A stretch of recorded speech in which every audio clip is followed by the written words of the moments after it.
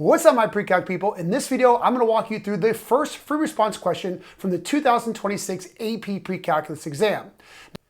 Now, this problem gave you two functions. First, it was f of x in its graph form, and second was g of x in its analytical form. Now, g of x was a natural log function with a vertical translation and a horizontal translation, which made it a little bit tricky when it came to answering the question about end behavior. But let's dive into it right now so you could see exactly what needed to be done for you to get full credit. All right, so in this first free response question, we were given two functions, f of x in its graph form, and we were told it's an increasing function with a domain of -3 to +3 inclusive. And we are given g of x in its analytical form. It is a natural log function, -4.792 plus a natural log of 6x minus 6. All right, so part A says the function h is defined as g of f of x, meaning it's a composition function. We're going to plug f into g, and they want us to find the value of h of t. Now, we do have to give our answer as a decimal approximation, and we do have to show our work that leads to our answers. So here is the exact work that you need to have to get full credit. First, I'm showing that I'm literally going to plug in 2 into h, which means it has to go into f first. And using the graph, here is 2, here's the output, which is 5. So f of 2 is 5, and now that 5 is going to go into g. So g is -4.792 plus the natural log of 6 times 5. I'm plugging that in for x, minus 6. And obviously you could do that math, or you could just straight up use your calculator. I don't know if anybody's going to be able to do that in their head, but 6 times 5 is 30. 30 minus 6 is 24. So we get a final answer of -1.614. Needs to be that decimal approximation rounded to 3 decimal places for full credit there. So that first line there in red is pretty much what you need to have if you want to get that full 1 point for part A single I. All right, part A double I says find all values for x for which f of x equals 3 or indicate that there are no such values. So now we're going to go back to f of x, which is the graph.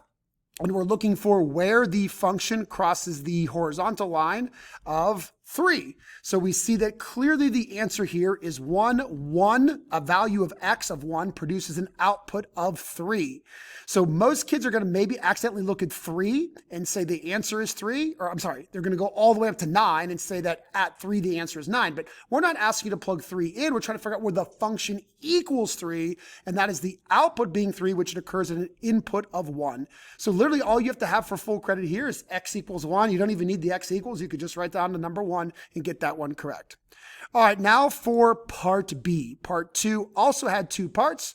The first part, single I, says find all values of x as decimal approximations for which g of x equals -1.5 or indicate that there are no such values. Now, I'm going to go over 2 ways to get this correct. Both I do need the calculator, but one of them is actually kind of showing my work. But you do not have to show your work here. You just have to get your answer. So the best way to do the problem is to utilize Desmos or Numworks or your T84 calculator. And all you have to simply do is graph each function. So we're going to graph g of x. That's the -4.792 plus the natural log of 6x minus 6.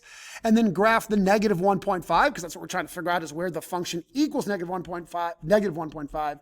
And bingo, right there, all you got to do in Desmos, Numworks, or T84 calculator is find that intersection point, and the x value that produces an output of -1.5 for g is 5.483. Decimal approximation correctly rounded to 3 decimal places. All you have to have is the x equals 5.483. No work is shown.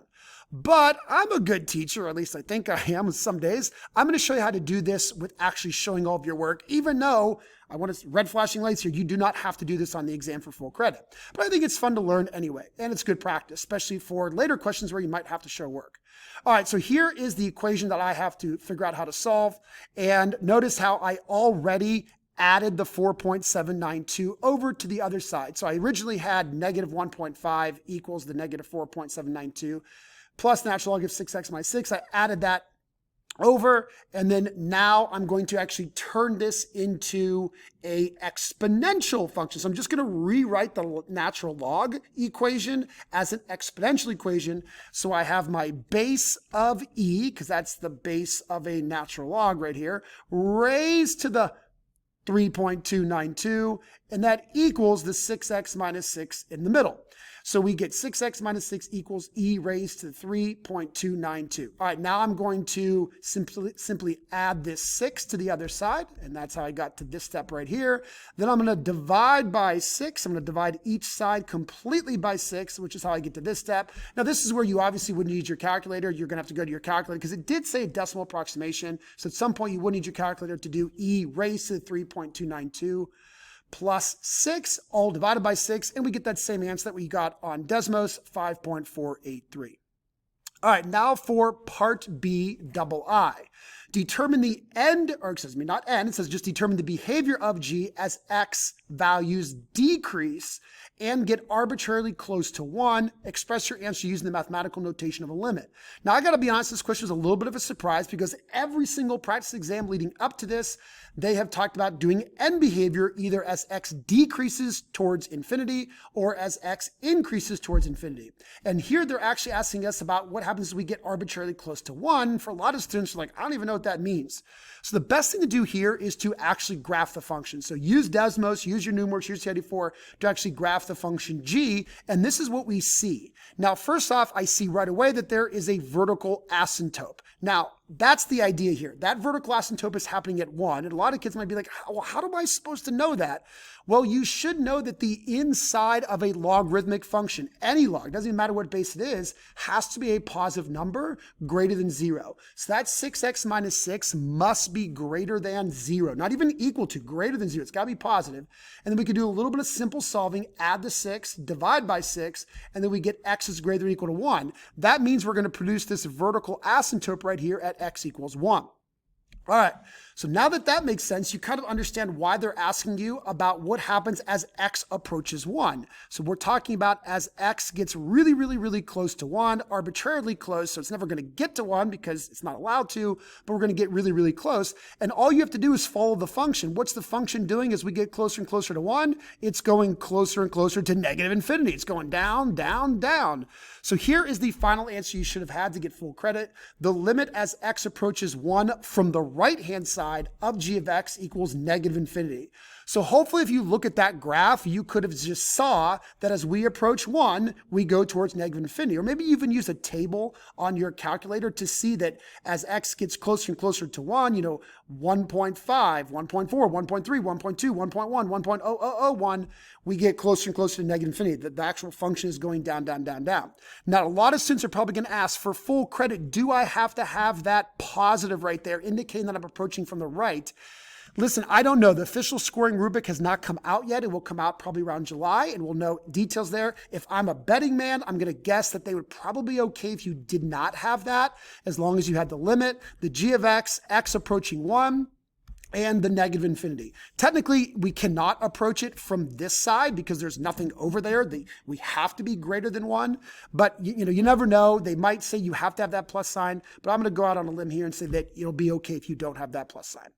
All right, now for part C. Part C had two parts, I and double I. The first one said determine if f is invertible, and the second said give a reason for your answer. All right, so the first thing I said is yes, f is invertible. F has an inverse function on its domain of -3 to 3. Now, if we go all the way back and take a look at the function f, we see that, right? Like there are no repeated outputs. Every output comes from a unique input. Therefore, if we inverse all of the x's and y's, flipping all the x's with the y's, we do get a function where every input has an output. So the answer is yes. Now, we also needed to be told in the original problem that this was an increasing function. So there's nowhere where it's going to go and decrease. So we know that it's like not going to come back down over the domain of -3 to 3.